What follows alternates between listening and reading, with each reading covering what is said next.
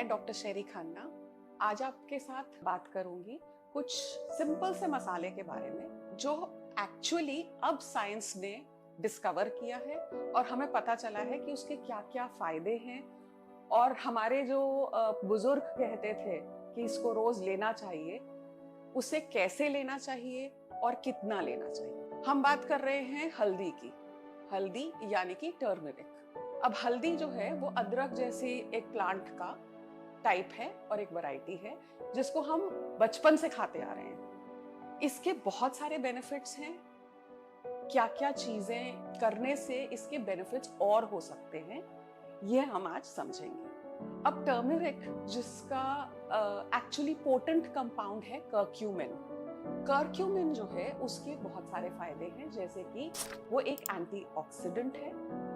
मतलब जितने भी फ्री रेडिकल्स जो एजिंग या बुढ़ापे की तरफ हमारे को लेके जाते हैं, जो हमारे बॉडी को कमजोर बनाते हैं, उसके अगेंस्ट एक्ट करता है। ये एक एंटी इन्फ्लेमेटरी है।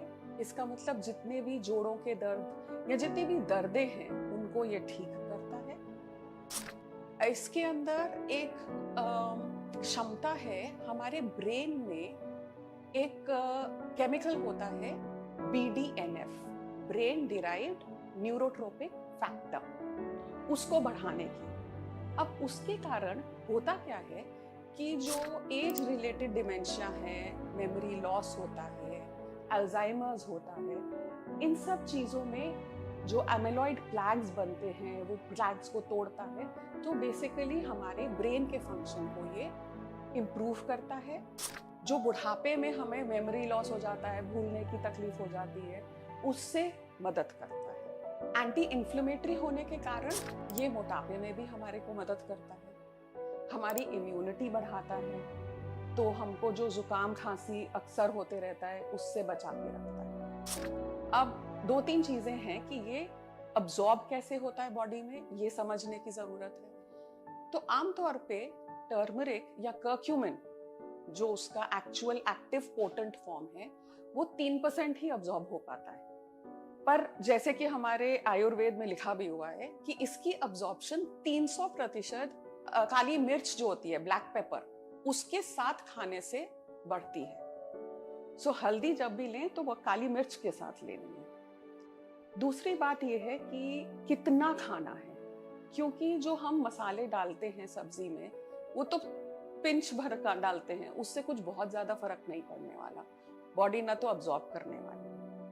तो हमें एक्चुअली कर्क्यूमिन को या तो ज्यादा क्वांटिटी में लेना पड़ेगा। 1 चम्मच सुबह गर्म पानी में काली मिर्च के साथ लें तो कुछ उसका फायदा होने वाला है, और बहुत लंबे टाइम तक 3-4 महीने के बाद असर आएगा।